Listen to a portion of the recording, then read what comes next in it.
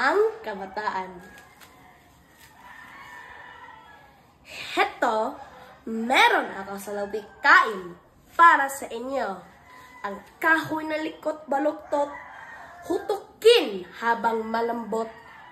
Kung lumaki at tumayog, mahirap na ang paghutok. Ang ibig ipahiwatig na inyong narinig, ang maling asal at gawa baguhin habang bata. Dahil kung ano nang gawa sa pagkabata, dala hanggang sa pagtanda.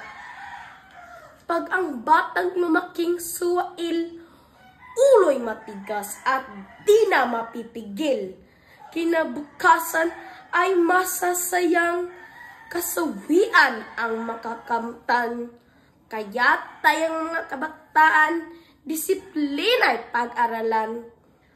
Para sa ating paglaki, taas noong tayong magsasabi, kami ang kabataan, dapat nyo pong ikaranggal. Ang kabataan.